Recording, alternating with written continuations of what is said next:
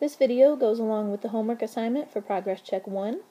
I hope that by watching it, it reinforces some of the things that we've talked about in class and leads you to earn a higher Progress Check score when it comes time to take the retake. The learning targets addressed on this Progress Check were the following. First, we identified the following characteristics from standard, factored, and vertex form. That's the x-intercepts, y-intercept, line of symmetry, and the vertex. And then we use those key characteristics in order to sketch accurate graphs. On the progress check, there was a couple common mistakes that are worth mentioning. First of all, many people lost points because of using improper notation, such as not writing the x-intercepts as ordered pairs, or not writing the line of symmetry as an equation. Some people mixed up whether the parabola should open up or whether it should open down. There was a lot of sign issues, figuring out whether signs should match what you see in the rule or if it should actually be the opposite of what you see in the rule. And then vague explanations that refer specifically to the back side of the progress check, where you were supposed to explain how you made your match for each different type of form to the graph that was on the back.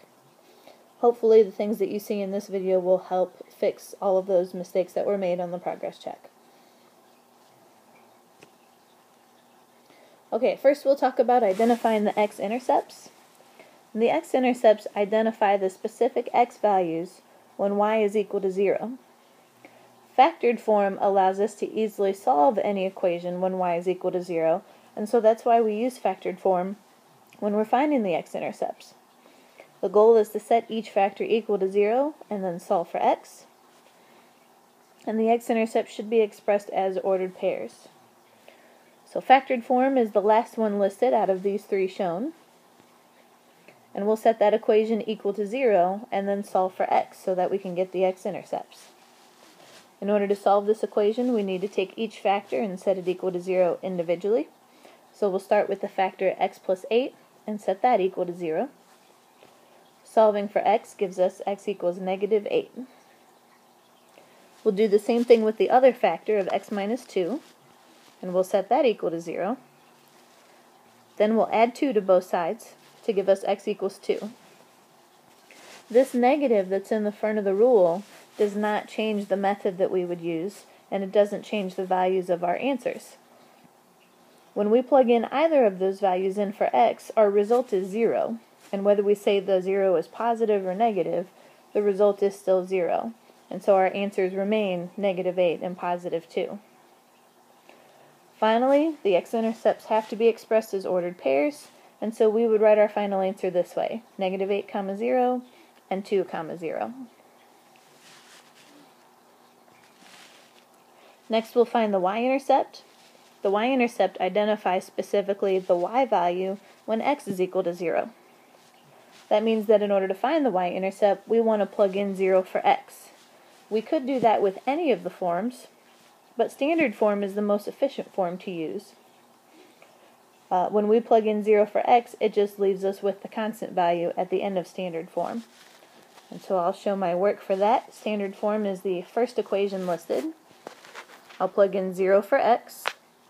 When I start to simplify that, it gives me 0 minus 0 plus 16, and simplifying that further just leaves me with 16. So again, using standard form and plugging in 0 for x allows us to get rid of all the x terms, and it just leaves us with the constant at the end.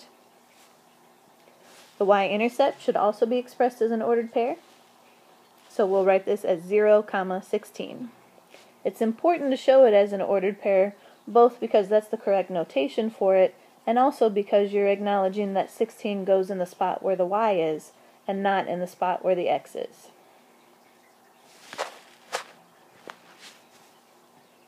Next, we'll find the line of symmetry. The line of symmetry identifies the invisible vertical line that cuts the parabola in half. Also, the vertex lies on the line of symmetry, so that's one more reason that it's a useful piece of information for us to find. Vertex form reveals the line of symmetry.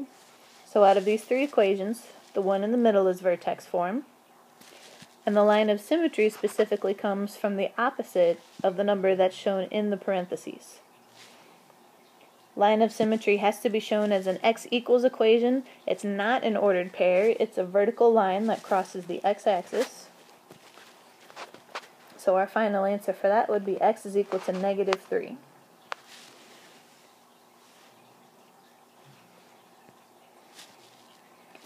Now we'll find the vertex. The vertex of a parabola identifies the maximum or the minimum point, depending on whether it opens up or down. And the vertex lies on the line of symmetry, so it helps to find the line of symmetry first because that also tells you a piece of information that goes along with the vertex. Again, vertex form reveals the line of symmetry and the vertex, so we'll use the second equation. The opposite value of what's shown in the parentheses gives us the x value of the vertex. This is also the same thing as the line of symmetry.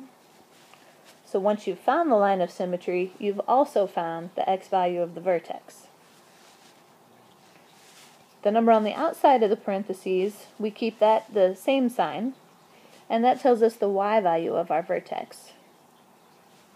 Finally, we need to express the vertex as an ordered pair because it's a specific point on the graph. And so our ordered pair would be -3, 25.